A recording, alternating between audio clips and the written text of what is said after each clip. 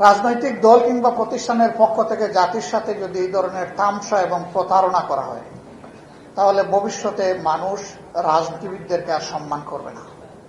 যারা জেলে যায়নি, গুলি খায়নি, পঙ্গু হয়নি, যাদের আপনজন কেউ শহীদ হয়নি, তারা শহীদ পরিবারের হাক আর বুঝতে পারবে না।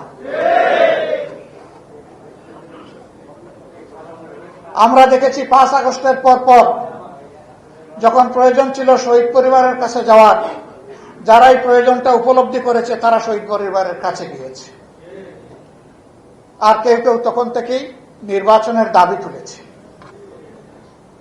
শহীদদের তাজা রক্ত তখনও ভাসছে, মায়ের চোখে তখনও পানি নয়, রক্ত ঝরছে।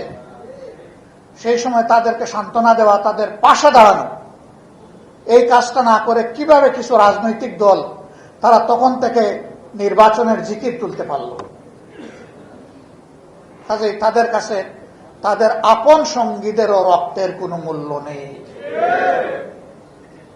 যদি সে মূল্য থাকতো তাহলে আগে দেশবাসীর পাশে দাঁড়াতো। নির্বাচন কার জন্য? সরকার কার জন্য? জনগণের জন্য। সেই জনগণ ট্রমাটাইজড, আহত, দারুণ কষ্টে আছে। তাদের কষ্টে পাশে না দাঁড়িয়ে তখন সেই কাজ করা হয়েছে, আর আমাদেরকে ব্লেম দেওয়া হয়েছে আমরা নির্বাচন চাই না। নির্বাচন না চাইলে পরে নির্বাচনে অংশগ্রহণ করলাম কিভাবে? সম্মানিত বন্ধুগণ, আমরা নির্বাচন চেয়েছি, তবে আমরা নির্বাচনের নামে ষড়যন্ত্র চাই নাই। ষড়যন্ত্র করা হয়েছে, আমরা নিন্দা জানাই। ইন্টারিম গভর্নমেন্ট যাদের পরিচয় ছিল নিরপেক্ষ, দল নিরপেক্ষ, তারাও এই ষড়যন্ত্রে শরীক ছিল। নিজেরাই তারা স্বীকার করেছে ষড়যন্ত্র করে 11 দলকে হারানো হয়েছে। তারপরে এই রায় কেন মেনে নিলাম?